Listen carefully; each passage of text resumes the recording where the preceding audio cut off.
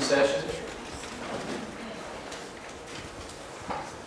At this time, I would like to turn the mic over to President Holloway to provide remarks to address the board. Thank you, Mr. Chair.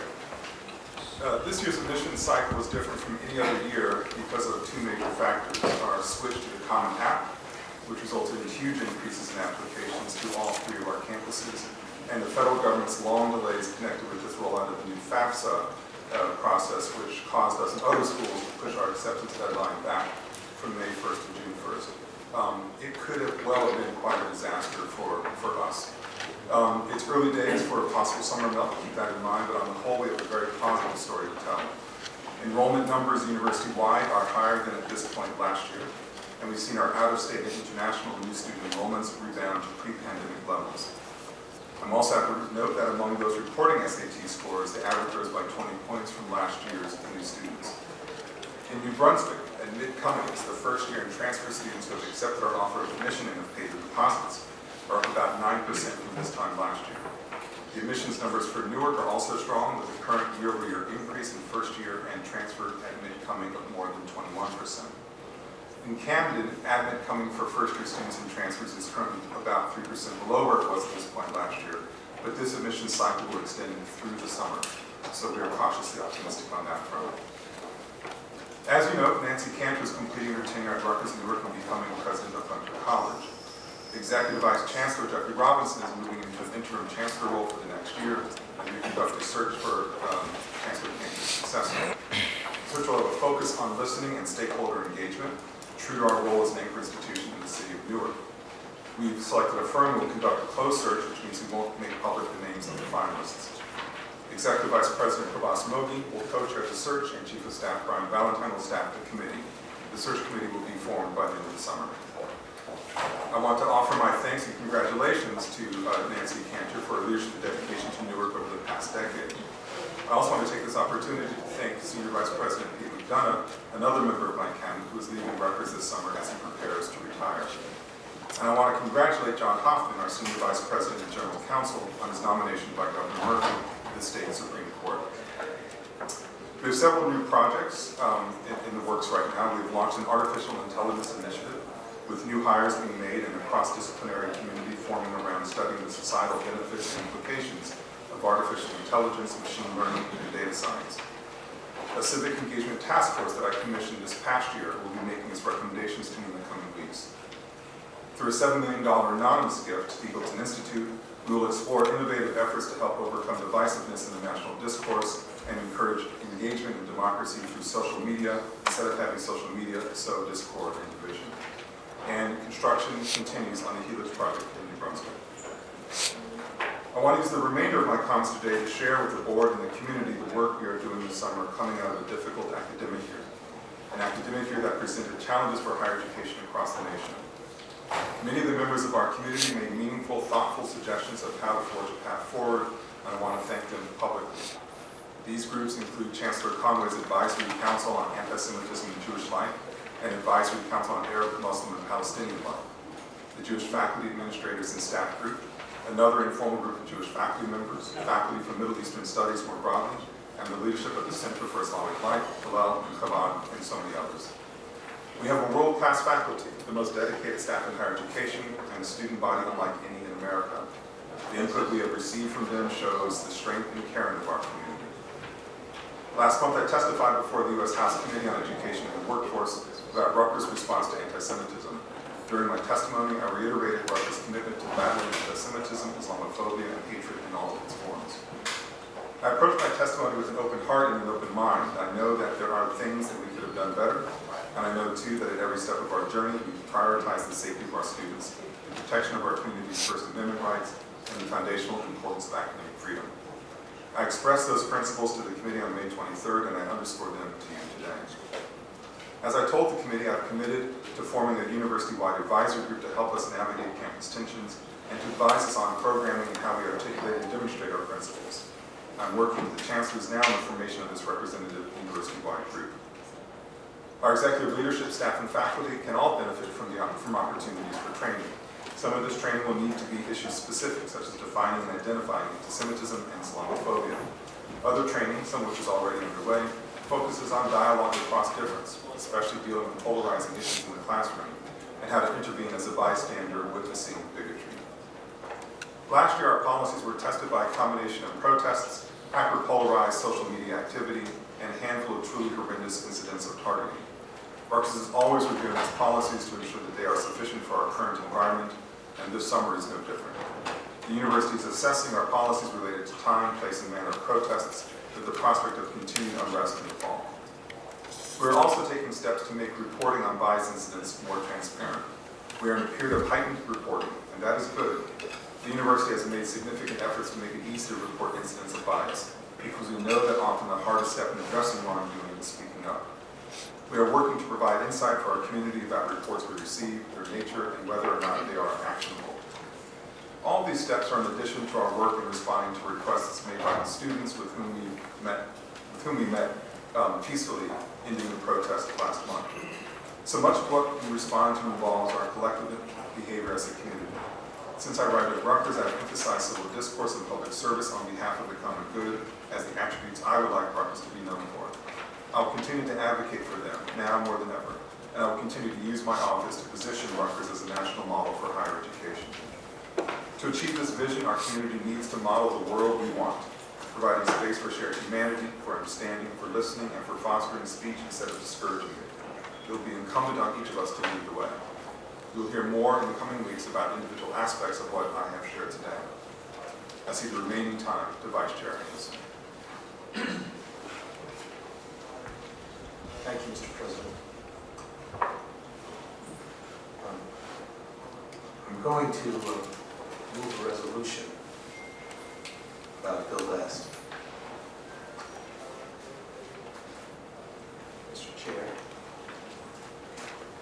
whereas we, your colleagues and friends, wish to gratefully acknowledge your unwavering commitment to Rutgers, the State University of New Jersey, as a member of the Board of Governors every day since July 1, 2018, through the rest of this month.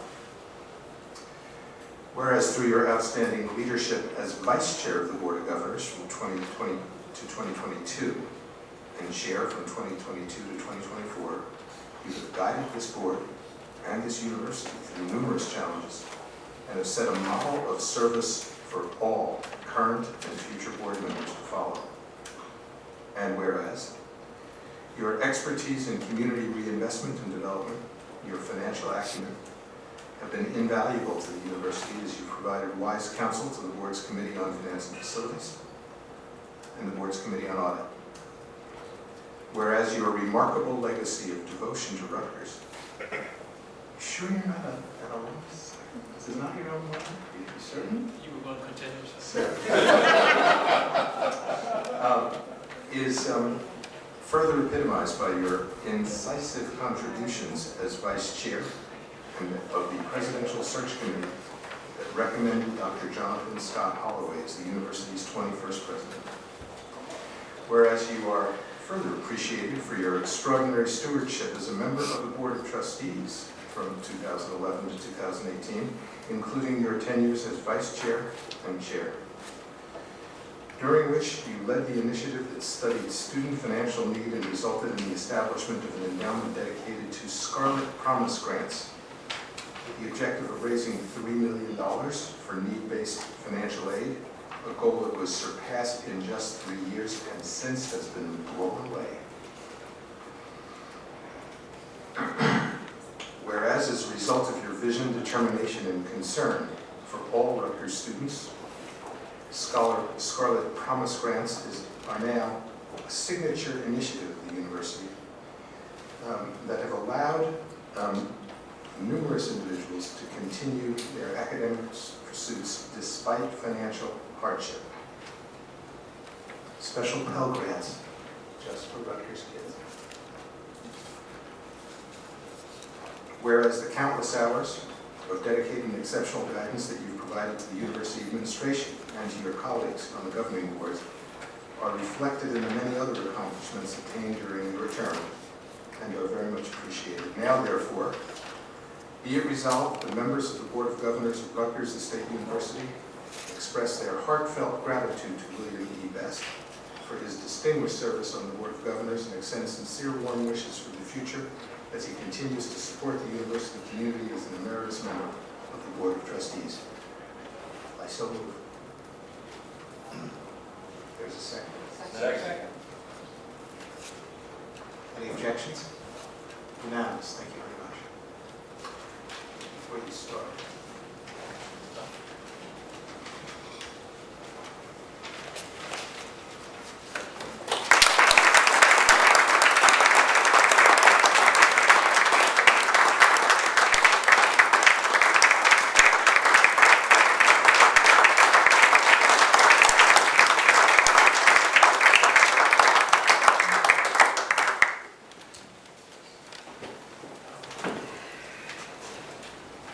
Having grown up in the South around my grandmother, it's kind of difficult to take these type of accolades and recognition, but I thank each and every one of you. Thank you for the resolution. It's an honor and a privilege to have served, and I look forward to continuing my role here, not just as a trustee of emeritus, but as an ambassador. And if I can take the moment of the chair, I was once referred to as a NARG, N-A-R-G, not a Rutgers graduate.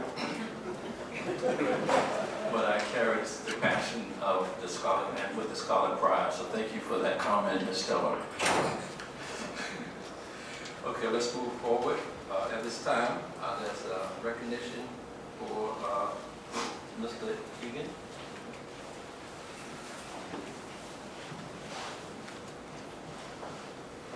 Mr. Chair, before you begin, Mr. Hean has asked that we read aloud his resignation letter dated January 23rd, 2024.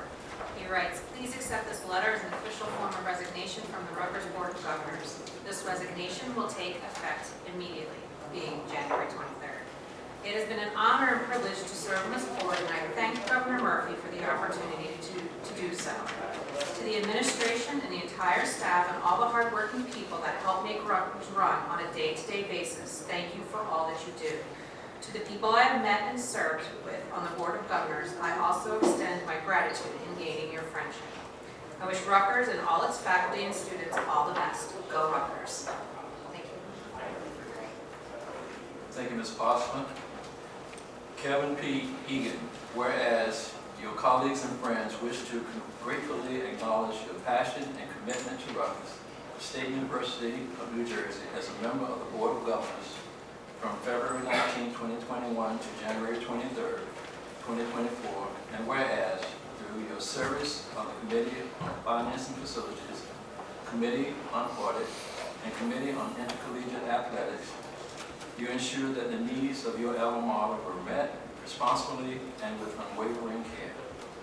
Whereas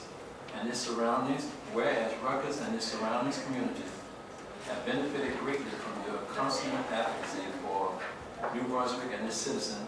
As a city councilman and city council president, you are further appreciated for your noteworthy contribution to numerous local organizations, including the Elks, the Knights of Columbus, the St. Peter's Hospital Foundation Board, and the State Theater, New Jersey Board of Trustees.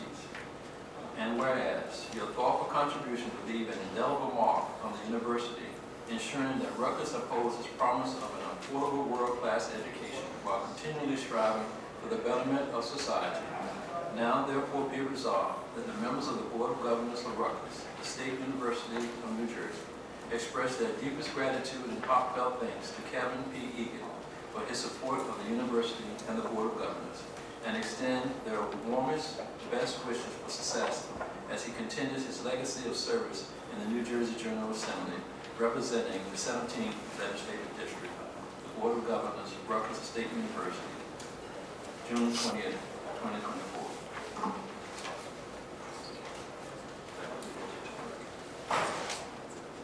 Oh, there's a motion. Can I get a second, please? Second. All in favor? Aye. Any opposed? Any abstention? Thank you all. The motion carries. Next, we have a resolution acknowledging Peter J McDonald, Jr., Senior Vice President for External Affairs. With pride, I read this resolution, lauding Peter J. McDonald for his distinguished service. Whereas Peter J. McDonald has rendered 23 years of dedicated service to Rutgers and has provided exemplary leadership and wise counsel during consequential moments in the university history.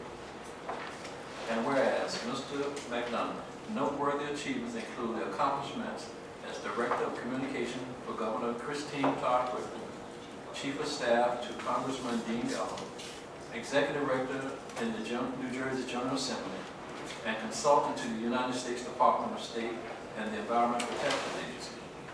Whereas, before beginning his illustrious career with the University Administration, Mr. McDonald shared his wisdom as an adjunct professor and visiting associate at the Egerton Institute of Politics, where he taught a graduate-level course on state government, and his extensive knowledge and passion for education sparked the curiosity and creativity of his many students and prepared them for careers in government and public service. And whereas, throughout his extraordinary tenure as Senior Vice President for External Affairs, Mr. McDonald has applied his vast expertise in government relations to secure millions of dollars in funds that have supported operational needs in such areas as financial aid, research, capital projects, and COVID-19 relief, thus ensuring the university's ability to fulfill its essential mission of offering students an affordable world-class education, even during uniquely challenging times. Whereas Mr. McDonald has further appreciated his pivotal role during legislative negotiation that led to the integration of the University of Medicine and Dentistry of New Jersey into Rutgers and the creation of Rutgers Health. His guidance to both governing bodies, his noteworthy campaigns to highlight the state's economic return for investing in higher education, and his contribution to the Rutgers Scholar Service Program, which has provided students with opportunities to participate in service-oriented internships. And whereas, through his steadfast loyalty and exemplary advocacy, Peter J. McDonald will leave an indelible mark on Rutgers, and his legacy of service, stewardship, and commitment merits distinction and emulation. Now, therefore, be it resolved that the Board of Governors of Rutgers, the State University of New Jersey, offers its sincere gratitude to Peter J. McDonald for his astute leadership during pivotal moments that have helped establish the university as the vibrant, comprehensive institution in today. It is today. Be it further resolved that the members of the Board of Governors, on behalf of the entire university community, extend their sincere appreciation to Peter J. McDonald, Jr., and wish him continued success in his further endeavors. Board of Governors, Rutgers, the State University of New Jersey, 2024.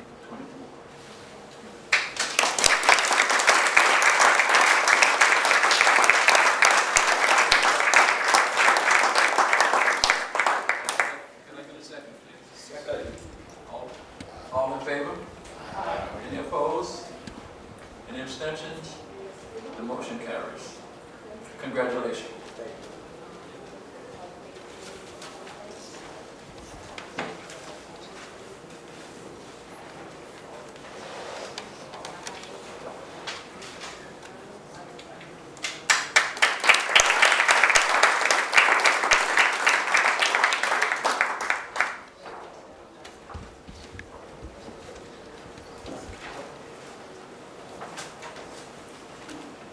Next, we have a resolution recognizing Nancy Cantor.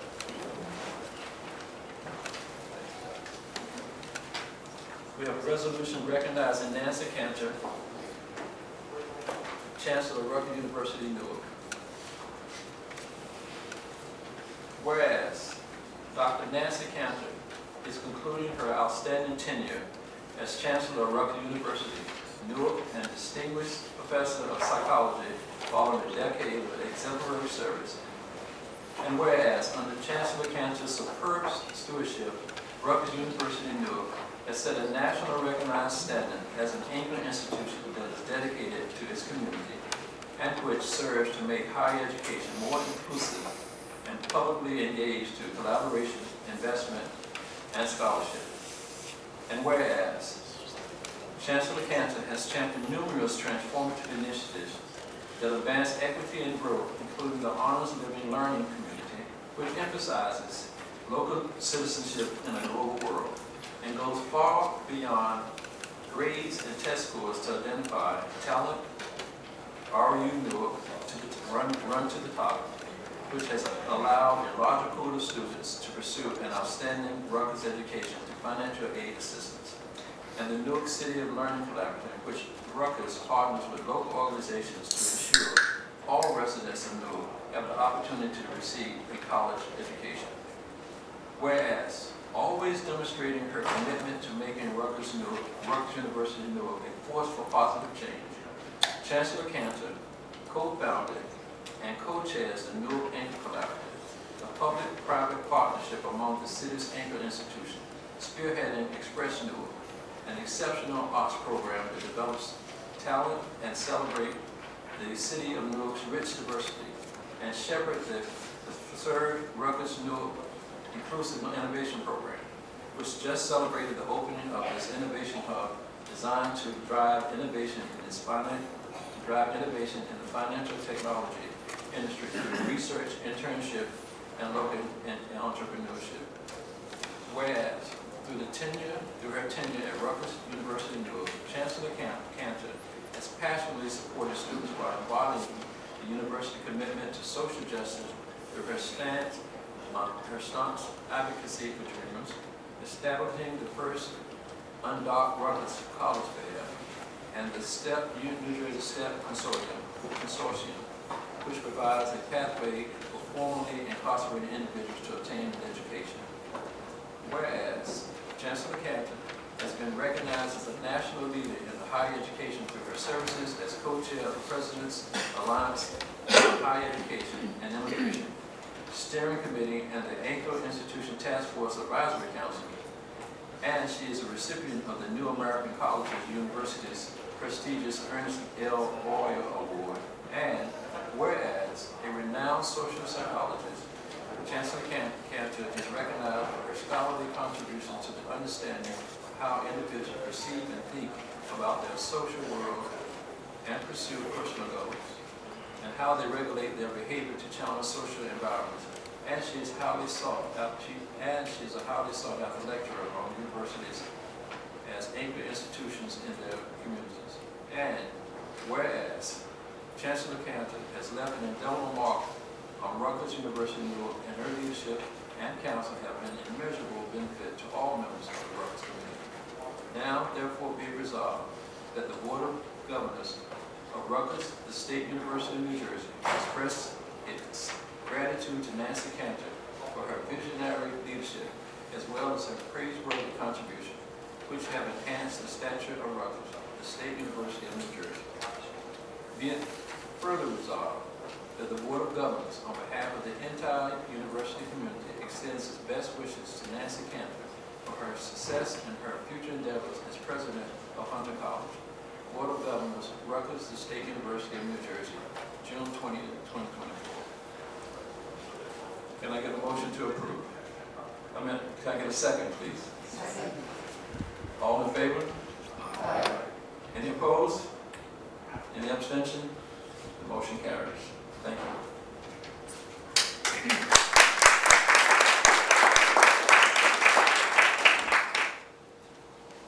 Okay, moving forward.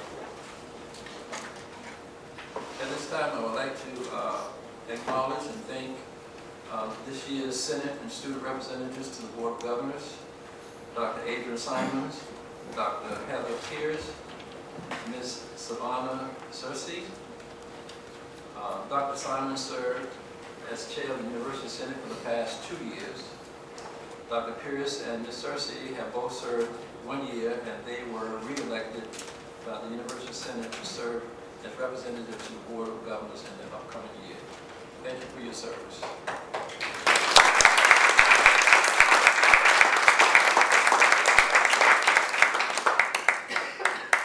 At this time, I'd like to turn our attention to public comment. Members of the public have signed up to speak on a specific item, and will be called upon to provide their remarks. any comment, and we ask that you speak to the agenda item that you signed up for. I'm going to ask Secretary Possible to call the names of the persons who have signed up to speak. Thank you, Mr. Chair. Our first speaker is Dimar. Thank you. My name is Cille. I'm a faculty member in political science at Rutgers Camden and currently serve as vice president of the Camden chapter of the Rutgers AAUP-AFT. I'm here to speak on the entirety of membership on this Board of Governors, including the officers nominated today. Every member and officer of this body should be qualified to serve in their roles and committed to the university's mission, including serving the people of Camden and of New Jersey.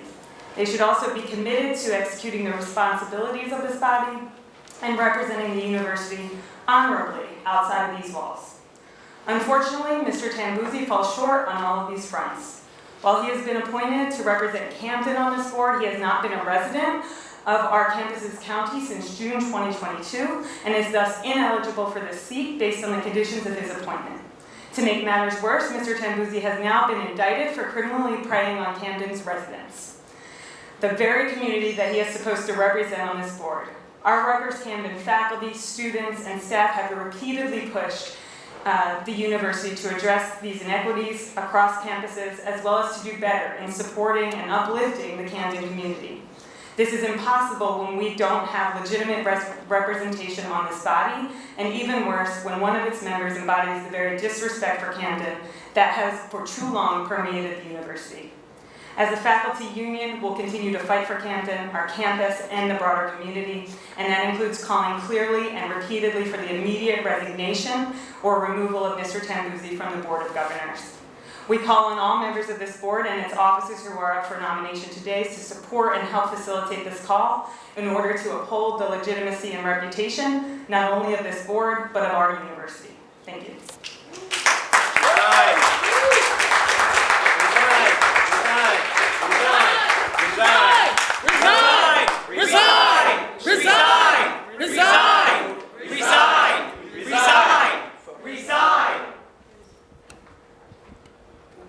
Ms. Foster, could you please call the next speaker, please? Certainly, Mr. Chair. Anon Miles.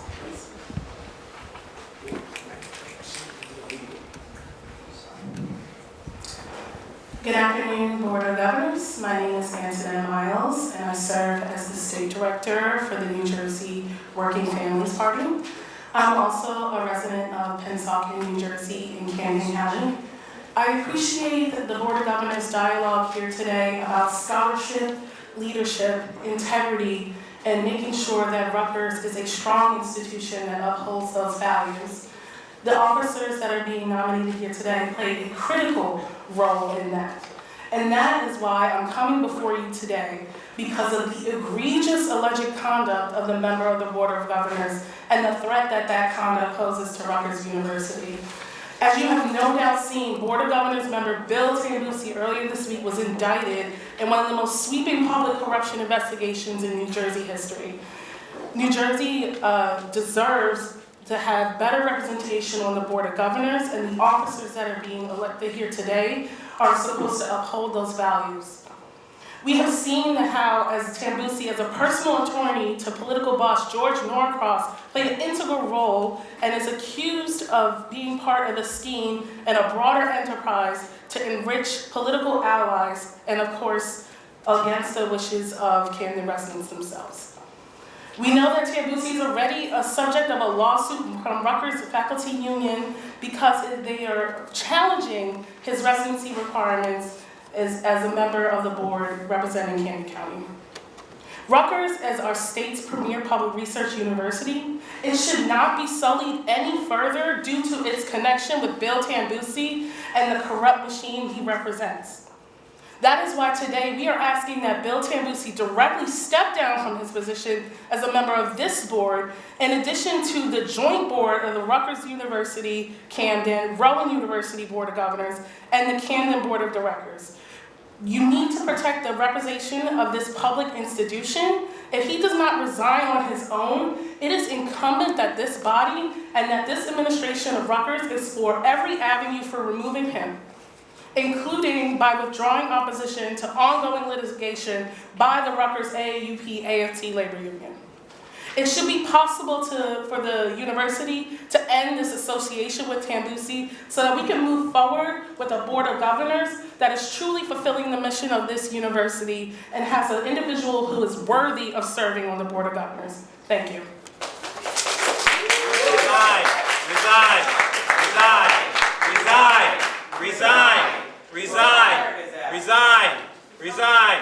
Tambusi must go! Tambusi must go! Tambusi must go! Tambusi must go! Tambusi must go! Good afternoon, Board. Charlie Crownville, I'm the editor of New Brunswick Today, class of 2009. I'll begin by noting I requested a copy of the proposed meeting schedule for the coming year. Never received that information, so it's going to be hard to make an informed comment on that, but I will try. I will say these meetings are very unusual for several reasons. Even though you use the Zoom platform, they're not recorded unless the press or the public records them, which leads me to ask, what do you have to hide? Additionally, you limit public comments only to agenda items. You limit public comments only to 2 minutes per person. It's absurd that you only have a handful of public meetings every year, and some of you don't even live in New Jersey. It's even more outrageous that you require that advance notice from anyone who wants to speak at this podium. These are policies that put Rutgers out of step with other state boards and suppress the speech of our community, and they demonstrate your contempt for the public.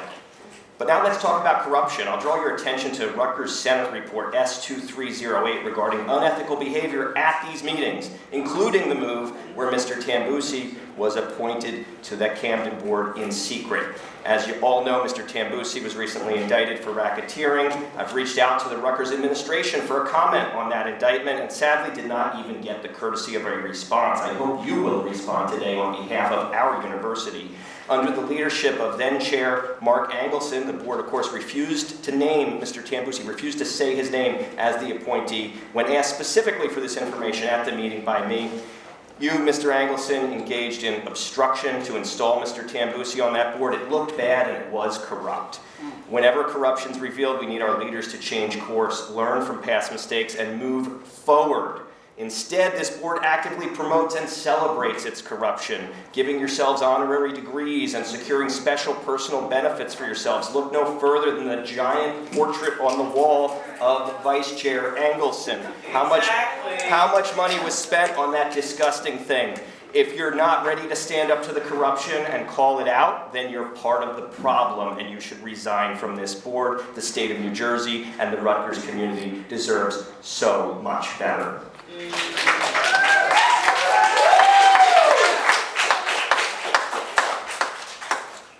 Okay, now that we've heard from the public comments, we're going to move into the next section would be the slate of nomination for the upcoming 2024-2025 Board of Governors year.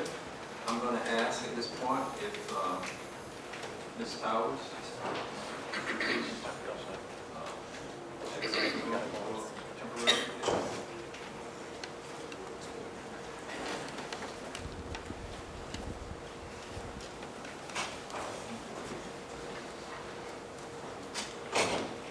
On behalf of the Executive Committee, I present the nomination for Chair of the Board of Governors for the term July 1st, 2024 to July 30th, 2025, and that would be Amy L. Towers. I would like to ask for a call for motion to approve. Can I get us any discussion? All in favor? Aye. Any opposed? Any abstentions? The motion carries. Thank you very much.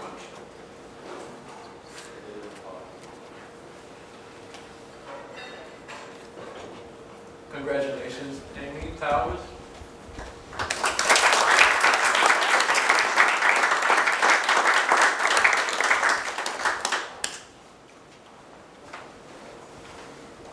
Okay, the next person I'm going to ask to leave the room would be Jalak Lau, please.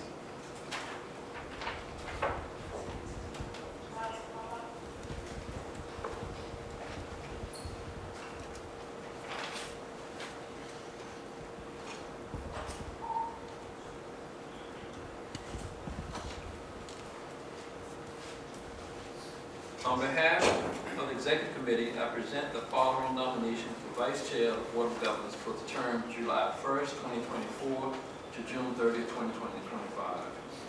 That would be Vice Chair Talak Lau. Can I get a motion to approve? Second? Second. Any discussion? All in favor? Aye. Any opposed? Any abstentions? Thank you. The motion carries.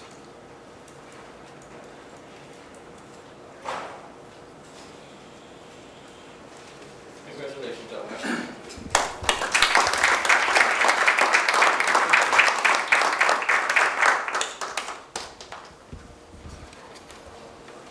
Okay, now, on behalf of the Executive Committee, I present the following nomination for officers of the Board of Governors for the term July 1st, 2024 to June 30th, 2025. Treasurer, J Michael, Secretary, Kimberly Hosper, Associate Secretary, Patrick L. Leonard.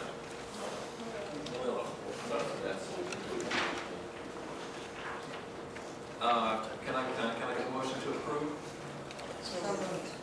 Second? Second. Any discussion? All in favor? Aye. Any opposed? Any abstentions? The motion carries. Now, I would like to present the following nomination for office of the University Corporation for the term July 1st, 2024 to June 30th, 2025. Treasurer, J. Michael Gowers. Associate Treasurer, Jeffrey G. Boone. Secretary, Kimberly Prosper. Associate Secretary, Patrick Lillo. Can I get a motion to approve, please? So moved. Second? Second. Any discussion? All in favor? Aye. Any opposed? Any abstentions? The motion carries. Thank you very much. Okay, the Committee on Student Affairs, it's time for the presentation of your report. Call on Mr. Piazza, please. Thank you, Mr. Chairman. The Committee on Academic and Student Affairs met on May 23rd, 2024 in person and via Zoom.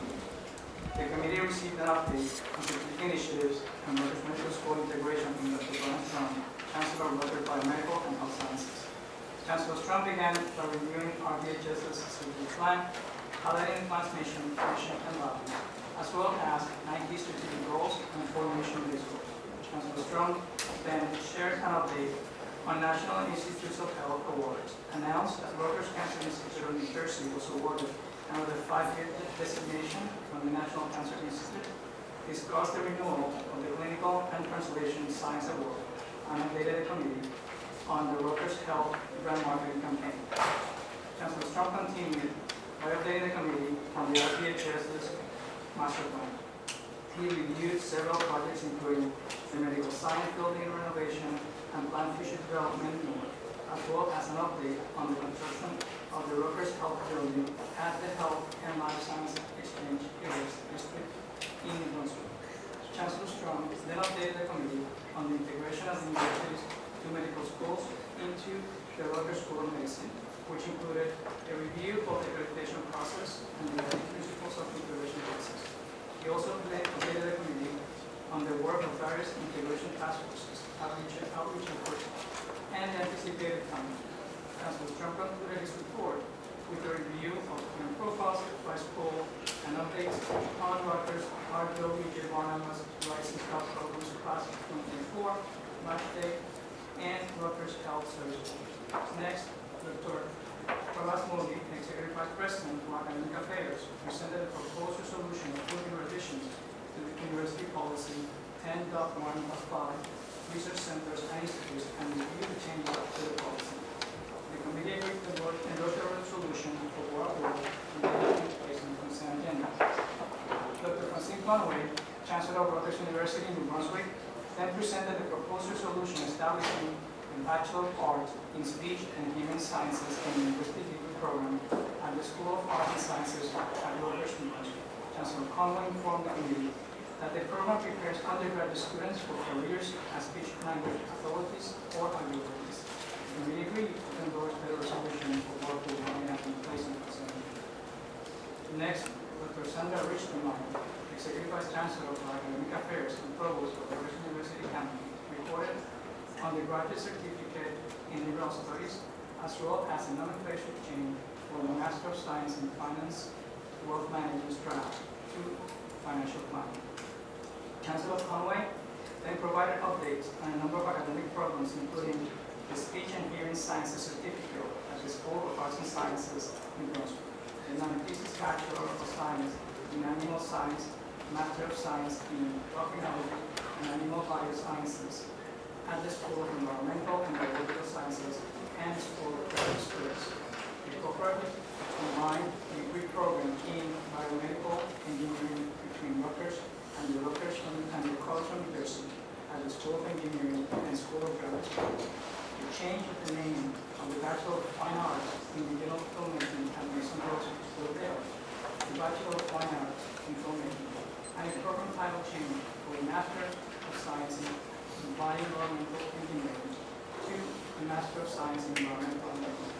Lastly, as Ms. Strong reported on the program title for the postbaccalaureate Healthcare Informatics Certificate offered by the School of Health Professions, being changed to Artificial Intelligence in Healthcare Certificate, and updated committee from Frederick Farmington for the Master of Science in Communication. Dr. Rich Dimar reported on the reappointment of Benedetto Piccoli as the Joseph and Loretta Office Chair, noting that this honors Dr. Piccoli's fourth renewal. The committee then met in executive session to discuss recommendations involving academic appointments, promotions, and administrative appointments with him. The committee agreed to endorse these recommendations for approval, and they have been placed on the consent agenda. The committee was then presented with 5 proposed resolutions. First, proposed resolution on the naming of Jean Lee as the Board of Wellness Professor of Chemistry and Chemical Biology. Second, proposed resolution on the naming of Dimitris Metaxas as the Board of Wellness Professor of Computer Science. Third, proposed resolution on the appointment to the J. Robert Baster Professorship of Employee Ownership. Fourth, proposed resolution renaming the Francois Xavier Pagnu Chair in Community Graphics Nursing and appointing John A. Nelson to the Francois Xavier Pagnu Chair in Community and Family Center here. Fifth, proposed resolution creating the William N. A. Endowed Directorship. The committee agreed to endorse all 5 resolutions of approval and that being placed on the consent agenda. Mr. Chair, this concludes my report on the Thank you, Mr. Piazza. At this time, I'd like to turn. Stop the killing, stop the hate! Stop the killing, stop the hate! Rutgers funds an apartheid state! Rutgers funds an apartheid state! Stop the killing, stop the hate! Stop the killing, stop the hate! Rutgers funds an apartheid state! Rutgers funds an apartheid state! Say it loud, say it clear! Say it loud, say it clear! We don't want birth right here! We don't want birth right here! Say it loud, say it clear! Say it loud, say it clear! We don't want birth right here! We don't want birth right here! Hey! Ho ho! The occupation has got to go! Hey, hey! Ho, ho! The occupation has got to go! Hey, hey! Ho, ho! The occupation has got to go! Hey, hey! Ho, ho! The occupation has got to go! Hey, hey! Ho, ho! The occupation has got to go! Hey, hey! Ho, ho! The occupation has got to go! Hey, hey! Ho, ho! The occupation has got to go! Hey, hey! Ho, ho! The occupation has got to go! Hey, hey! Ho, ho! In the form of the university policy. This strategy charted a path towards financial stability for the university by identifying targets and initiatives to address the current structural deficit and in time provide funds for key challenges such as deferred maintenance. I've had the opportunity to speak with Mr. Dower many times about this plan that will be presented today. It is remarkable, in my opinion, and I speak for the committee, to consider all the work that has been done in developing not just the policy, but a financial sustainability strategy plan for the university. During the committee meeting, Mr. Dower shared the proposed financial strategy policy, which is policy 40.1.4. by identifying the metrics and targets to gauge progress towards achieving the university financial sustainability plan. He shared that financial sustainability is a strategic imperative and is the university's best path forward to thrive in the future. Financial sustainability will require a full university effort involving all units and functional areas. I know the conversations about this are challenging yet important, and the work has already started across the institution. I will now ask Mr. Gower to give a brief overview of the strategy. Good afternoon, everyone. I'm going to talk about the process of adopting a financial strategy policy for the university, which is before you. In this visual, the choice of the puzzle pieces is intentional. It illustrates the importance of the financial strategy to complete the puzzle of the many priorities of this university that include the excellence of our academic programs, the quality of our student experience, the impact of our research and clinical care, and the investment in our facilities and technology. It also signals that the various pieces of this project are finally coming together. The proposition remains unchanged. Rutgers needs to work toward financial sustainability because we must do more than just ensure that the university survives. Beyond closing the structural deficit and keeping the doors open year after year, we must make decisions today so that the university can thrive into the future.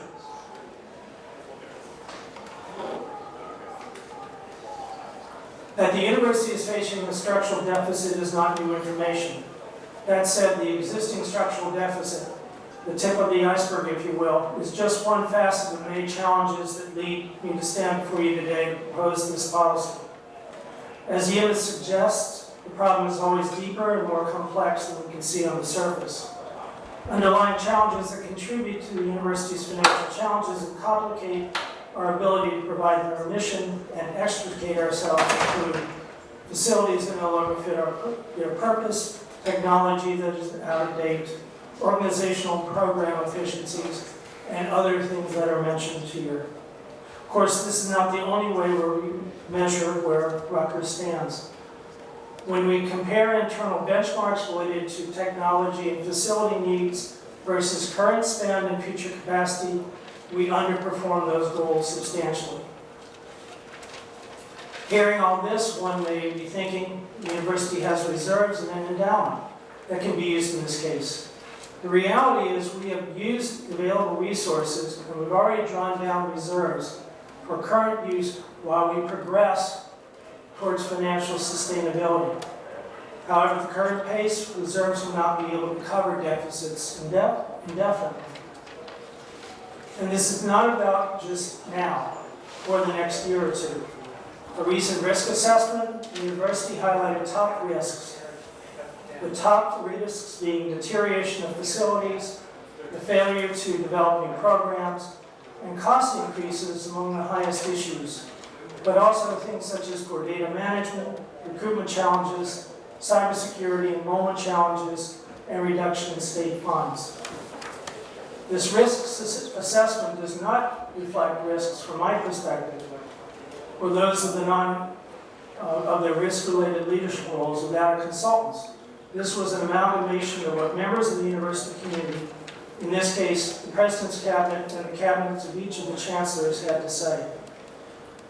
And the risks related to facilities, programs, and increased costs are notable when you consider their correlation to and the risks that they pose to the university's top revenue sources. We need to develop resources to address deteriorating facilities, to develop resiliency, to address technology needs, to develop new programs, and to address new capital needs. The good news, we're not starting from scratch. There's been a tremendous amount of progress in the past several years. There's hard work and innovation going on every day. That creativity helps Rutgers to navigate challenging pathways. There's real evidence these things are paying off. As you can see in things such as improvements in rankings, research productivity, the growth of the clinical enterprise, the university's reputation improving. But there's also much room to improve, and that's where the financial sustainability strategy comes in. Our potential is clear, but it requires hard work, a clear and bold direction, and appropriate level of resources. I've been enjoying partnering with my colleague, Executive Vice President for Academic Affairs, Pralas Mogi, as we are looking for ways where the central administration, in particular academic affairs and university finance and administration, can help the members of the community, the deans, the directors, the chancellors, to move towards financial sustainability. I'd like to turn over to Prabhas for a few words, please. Thank you, Mike. Afternoon all. I'd like to take a few minutes to talk about the academic dimensions of what these strategies towards financial sustainability might look like. All said and done, we are a higher educational institution with a purpose. The academic mission is to pursue student success through outstanding academic programs, advance high-impact scholarship that addresses grand challenges, and also advances research for the good of society, industry, and our communities.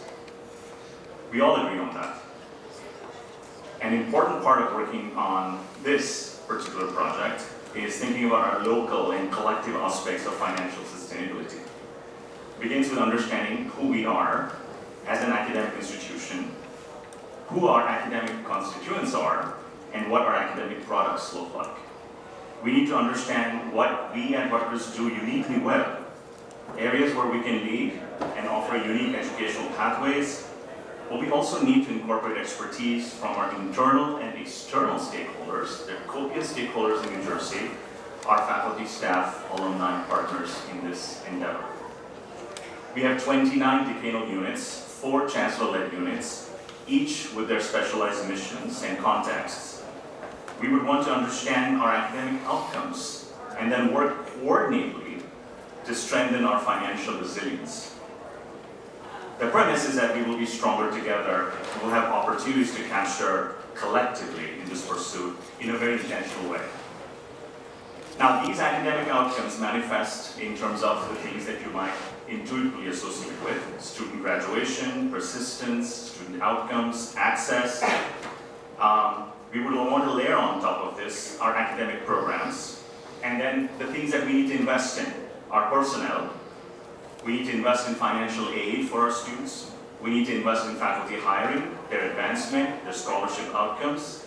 And then we need to think about revenue generation, grants, contracts, gifts, partnerships, as well as our innovations portfolio. So we have to be intentional thinking about this financial strategy around undertaking the work that relates to the data. It all begins with the data illuminating our academic programs, especially those that are poised for growth. We want to be mindful that for an academic university such as ours, the reputation comes from diverse academic areas. So it's particularly incumbent on us, I believe, Mike, that we ensure that we find a balance between the market responsive areas and those that are mission critical. There doesn't have to be a tension between them, but there can be one, in which case we have to find a good balance. Beyond this strategizing, you might ask, what are we doing about this? As Mike said, we've already begun this work. We just have to get more intentional and visible around this. So each chancellor-led unit is doing an amazing job pursuing academic growth, continuous improvement, and new partnerships. We now have to be more intentional about collectively prioritizing this work, making it more visible. In addition, the chancellors are working, for example, at this moment, we talked about enrollment management. The chancellors are working together to coordinate their enrollment strategies for students, something that will improve our collective success for all chancellor-led units. But we have to further amplify this work. One example, my office is launching roadmaps, a 5-year initiative to amplify the chancellor's own signature initiatives to break down silos on each campus, or to break down silos across the chancellor-led units. This should spark new academic programs with opportunities to expand our markets. This should grow our interdisciplinary programs that will build on our strengths, that this should also help us build bridges across our schools and campuses. At the same time, a bit of a somber word, we have to be accountable for the progress that we make by exercising program reviews and evaluations. We've got to see how well we're doing and where we need to go.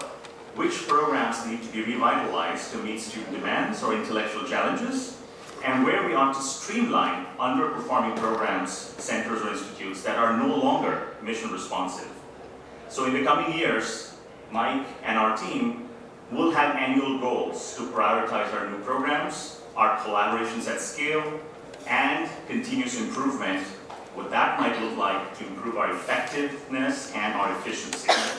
I also want to mention one more particular initiative from the President, online education, to improve student outcomes and expand our markets, a key presidential charge. In addition, we can better position Rutgers for external partnerships that leverage our academic and research strengths. Thank you, Mike. Thank you, Dr. Logie. And this points out directly to the fact that this policy contains principles that begin with fulfilling the mission. So this graphic is called the Simplified Financial Sustainability Map. It lays out the key drivers of financial sustainability, and the implementation plan around this financial strategy will focus on efforts that can move the needle in each of these 5 areas. This is as much about strategic change, as shown down in the bottom right, doing things differently, as it is about thoughtful transactional improvements, doing things better, tying them together in a way that is mission-aligned, financially and organizationally prudent, and clearly coordinated. The policy document that is before you today lays out the proposition that working towards financial sustainability is an imperative. It is what the university must commit to pursuing so the university has the resources necessary for fulfilling its long-term mission as well as operating appropriately and sufficiently day to day. The policy lays out specific financial targets that we believe will get us there where we need to be. And these metrics are based on best practices and external resources from sources like rating agencies, for instance, and they reflect prudent financial management. We'll rely on this suite of metrics to help guide decision-making and activity related to financial position, financial performance, and asset management, and to measure our success for this board and to guide our way forward. I'll be first to admit that this is not going to be easy. In case you're wondering this, it's not going to be smooth sailing. We're not going to have calm waters on day one. But we can and should work to get there. There's a funny thought behind here in that we often talk about the university is in a boat that you need to be paddling in the same direction. Well, we have a flotilla in reality, and we need to be going in the same direction. And this represents that in my weird head. This work will be worth it.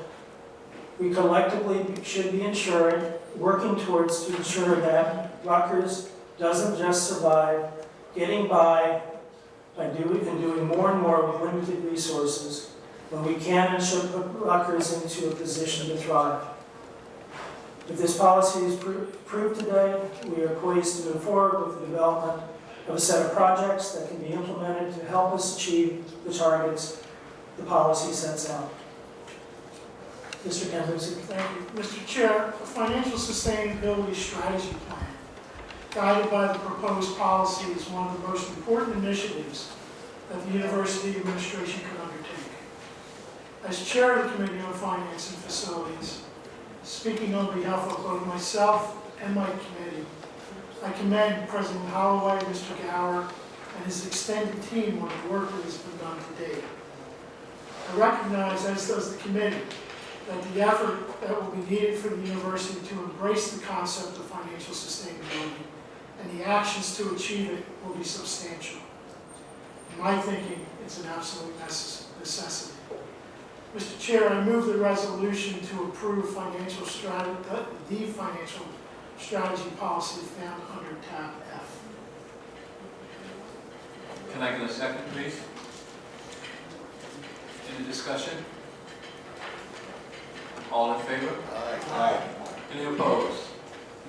Any abstention? The motion carries. Thank you, Mr. Chair. Mr. Chair, just to conclude, in the committee's matters for information, Mr. Calcado, in addition to addressing the proposed resolution found on the consent order, provided the committee with a report of the Executive Vice President and Chief Operating Officer with updates on active projects and planning. Mr. Gower and his colleagues provided the committee with a report of the Executive Vice President and Chief Financial Officer and University Treasurer, including the fiscal year 2024 forecast based on Q3 results, as well as the key drivers for fiscal year 2025 budget, which will be proposed to the committee and the board on July 8th. Mr. Chair, that concludes my report. Thank you, Mr. Tambusi. And before we move forward, I'd like to commend President Holloway, Mr. Gower, Dr. Mogi, and obviously the Finance and Facilities Committee through the chair of Mr. Tambusi for all the hard work they have gone into this. He's a mobster. He's a mobster. Listen to what you're saying. You sound ridiculous. Shame. It's ridiculous. It's absurd. Without disruption, I hope. Well, not if you're going to keep saying stupid things. He's a mobster. Can I get the Racketeering. Illegal. Yes, thank you, Please, Ms. Stone. Thank you, Mr. Chair. Committee on June 20, 2024, the following matters were presented. Mr. J. Executive Vice President, Chief Financial Officer, and University Treasurer, provided a summary of the New Jersey Act supporting financial stability of public institutions of higher education, NJBL 2023-C115. Mr. Jason Spiegel, lead KPMG partner, and Ms. Lawrence Weidart, KPMG senior manager, reviewed the fiscal year 2024 planned audit procedures, deliverables, and timeline. Ms. Michelle Noren, senior vice president and chief information officer, and Mr. E. Albertine, associate vice president and chief information security officer, provided a cybersecurity update, which included an overview of the National Institute of Standards and Technology cybersecurity framework adopted by the university. Ms. Rachel Honig, Vice President and Chief University Compliance Officer, provided the results of the Enterprise Risk Management Risk Assessment Survey, as well as next steps for the ERM process. Mr. Eugene Simon, Associate Vice President and Deputy Chief Enterprise Risk Management, Ethics, and Compliance Officer, provided a data privacy practice review update. Mr. Douglas Orr, Chief Audit Executive, provided the status of the fiscal year 2024 annual audit plan. This included highlights from the recently completed reviews and the implementation status of recommendations from past audits. He also presented the audit plan for the first 6 months of fiscal year 2025. The committee unanimously endorsed the proposed partial year fiscal 2025 annual audit plan. The committee met in private session with the Executive Vice President, Chief Financial Officer, and University Treasurer, Senior Vice President and General Counsel, Vice President and Chief University Compliance Officer, and Chief Audit Executive. Mr. Chair, that concludes my report on the committee on audit. Thank you, Ms. Teller. And now I'd like to turn to Ms. Teller from Ms. Towers for the Committee on Health Affairs for her report, please. Thank you, Mr. Chairman. The Committee on Health Affairs met May 29th in the Boardroom at Winans Hall. Ms. Kathleen Bramwell started the meeting by providing an RVHS financial update and highlighted RVHS's positive variance to fiscal year end. Ms. Bramwell detailed major revenue sources, including the university partnership with RWJ Rutgers Healthcare affiliated in-house staff revenue, sponsored programs, granted contract revenue by unit, state appropriations, and tuition and fees. She also reviewed FY25 expenses by major category and discussed Rutgers health strategies, opportunities, and risks with the committee. Dr. Frank Ganassi, President and CEO of University of Healthcare and University Correctional Healthcare, cited 2 matters that required the committee's endorsement to move forward for governor's approval. The first being the minutes of the University Behavioral Healthcare Leadership Committee meeting on January 16, 2024. The second being the University Behavioral Healthcare's Quality Improvement Report for the 4th quarter of 2023. These 2 matters were endorsed by the committee and will be moved on the consent agenda. Dr. Ganassi then reviewed new programmatic developments, including the the transcranial magnetic simulation program at Piscataway, the electroconvulsive therapy programming at Monmouth Medical Center South, and the National 988 Backup Center for Chat and Text. Dr. McGinnis continued by sharing a financial summary during which he updated the committee on inpatient census revenue, partial programs, and intensive outpatient programs and other services. He also shared a business analysis and staffing update, including a quality update. Dr. Linda Flynn, Dean of the Rutgers School of Nursing, Newark, presented to the committee, shared the number of location, student, faculty, and degrees offered. Dr. Flynn informed the committee that the school's National Council licensure examination process pass rate for first-time takers was 94% in 2023. She highlighted that the school's undergraduate program was ranked 31st in the nation and the best in New Jersey by U.S. News and World Report, and that the Master of Science in Nursing was ranked 14th and the Doctor of Nursing program was rated best. She then stated that the school produces about 232 new registered nurses each year, making it the largest producer of new rights in the state, and noted that the school is expanding its undergraduate admission cohorts in response to the nursing shortage.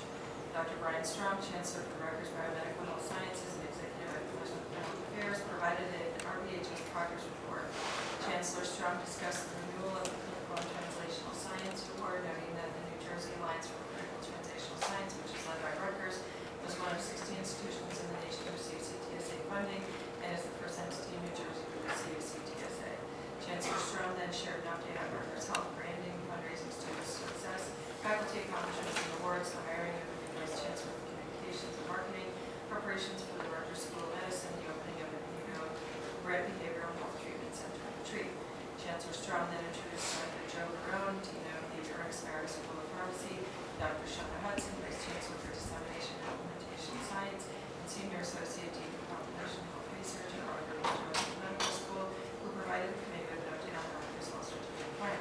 Dr. Barone shared the plan's mission, vision, and values, and Dr. Hudson explained the strategic plan's goals, including unifying themes of mission and series of clinical care, education, and training, research, innovation, and patient engagement.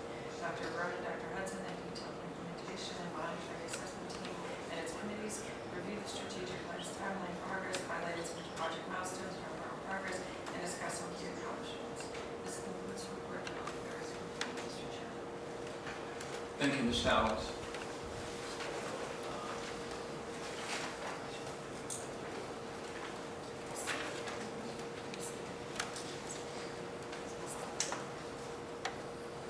At this time, I will ask Mr. Amerson to move the items on the consent agenda. Thank you. Thank you, Mr. Chair. Are there any items that any member of the board wishes to remove from the consent agenda?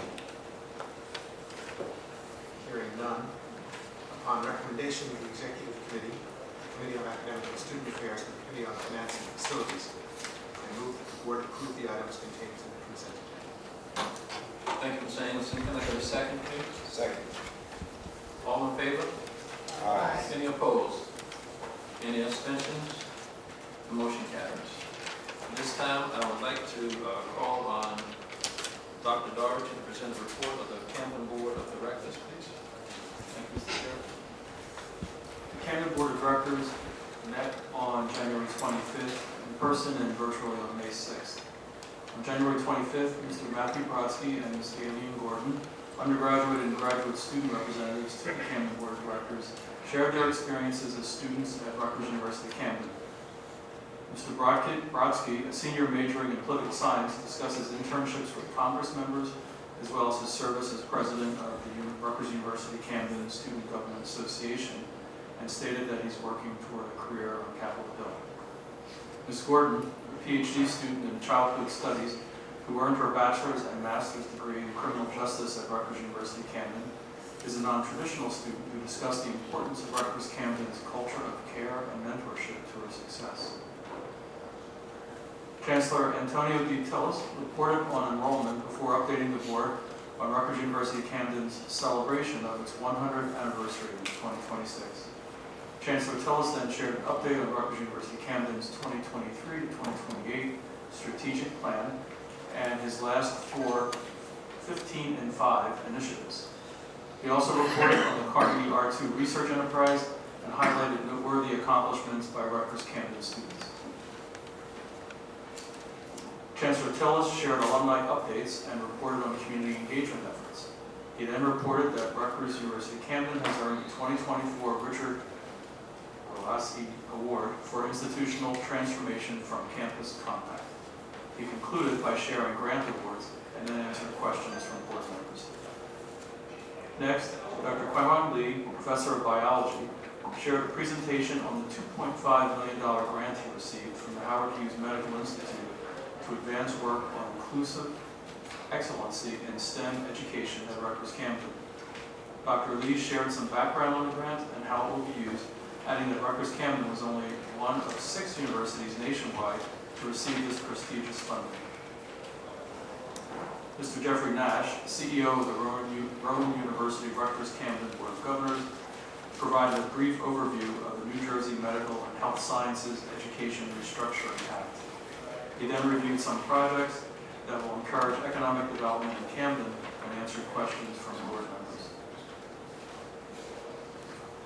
On May 6th, Chancellor Tillis reported on enrollment, during which he discussed the impact of the Common Application, which partly explained an increase of more than 180% in undergraduate applications. He then reviewed revenue and other factors affecting the budget and shared an update on the 2023-2028 strategic plan.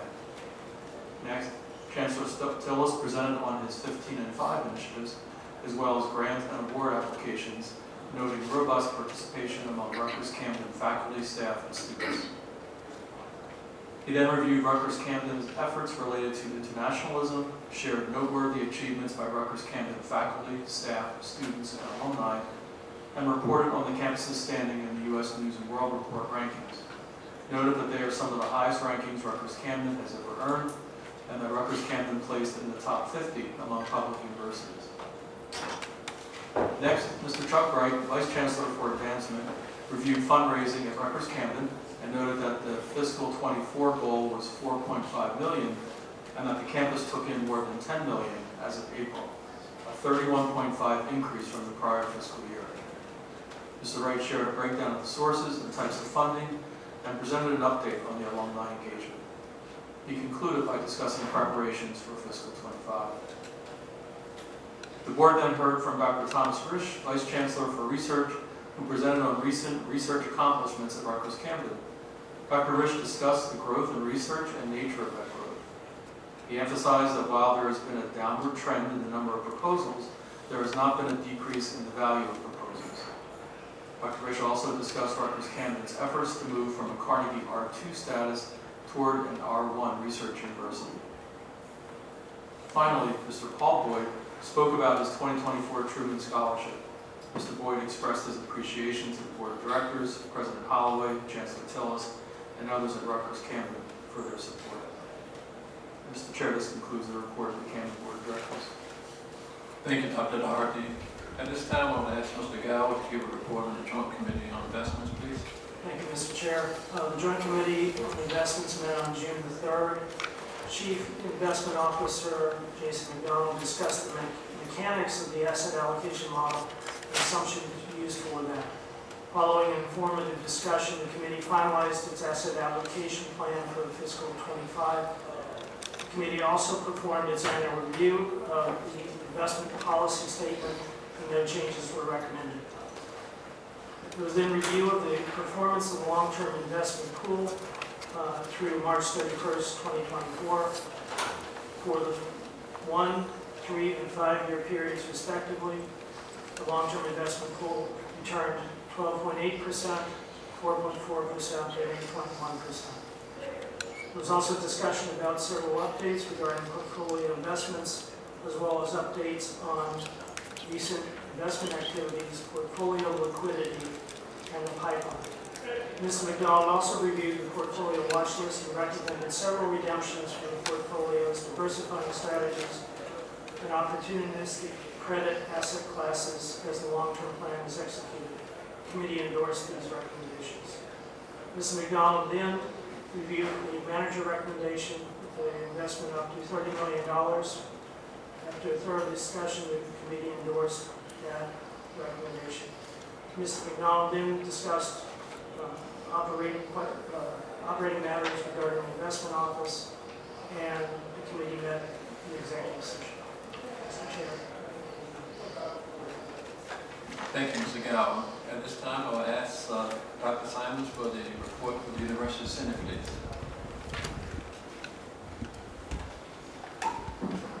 Thank you, Mr. Chair.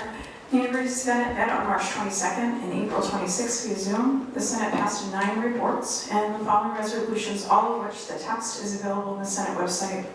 Resolution in support of staff representation on the university governing boards that urges the Board of Governors to commit to inclusion of Senate staff representation. Resolution to change the name of the nominating panel to the election committee. Resolution on eligibility requirements for Senate officers, which removed barriers for all senators to run for leadership positions. Resolution on committee chair, co-chair elections, and resolution in support of nonviolent protest on college and university campuses. Today is my last report to the board as the outgoing chair of the University Senate.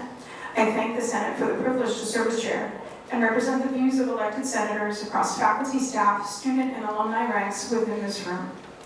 It has been an honor to work directly with members of the board over the last 2 years.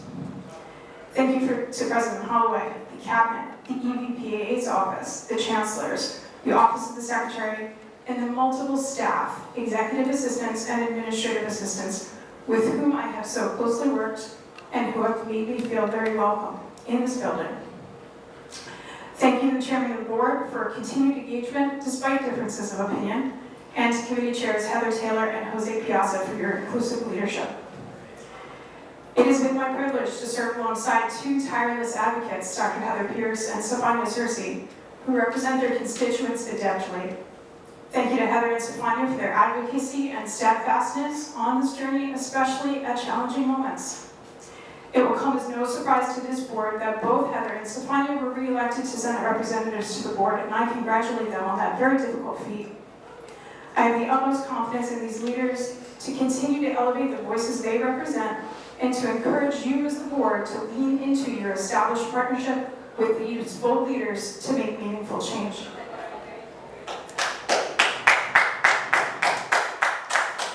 I welcome the incoming Senate leaders, including new members of the Executive Committee, the Senate representatives to the Board of Trustees. At no point in the 74-year history of the University Senate has both the chair and vice chairman position been wholly represented by staff senators. It is now. Incoming chair Lucy Foster, assistant dean at Rutgers Business School, and incoming vice chair Adrian Esposito, director of information technology, New Brunswick, are both staff senators representing Newark and New Brunswick respectively. I do believe that the way in which we have worked together, persistently, diligently, and messily through these past 2 years has yielded evidence of meaningful and inclusive leadership. Best wishes to you and the new Senate leaders as you build your own partnerships. While the broader university community continues conversations around shared governance, community and belonging, and ways to collaborate and elevate voices, the ability of each of us to hold space for one another as we disagree across difference remains critically important. The Senate stands at the ready to continue meaningful engagement with the President and his administration, especially following the May 23rd congressional testimony. It is only through listening across differences, giving grace, and seeking to understand that empathetic, courageous leadership emerges. Thank you all for your continued commitment to engaging in this hard work together on behalf of those we serve and for the future of those who come after us here at Rutgers. Mr. Chair, that concludes my final report to the board. Thank you. Thank you, Dr. Simon. Thank you for your remarks. Thank you for your collaborative leadership. You will be missed, and I look forward to working with the representatives as we move forward. At this time, I'd like to turn for, ask the board, is there an old business that you'd like to present to the board? Hearing none, is there any new business you would like to present to the board? Okay, before I call for an adjournment, I'll ask President Holloway, are there any final comments that you'd like to make? Thank you, President Holloway. At this time, I'll entertain a motion to adjourn. So moved. Second? Second. All in favor? Aye. We are now adjourned. Thank you.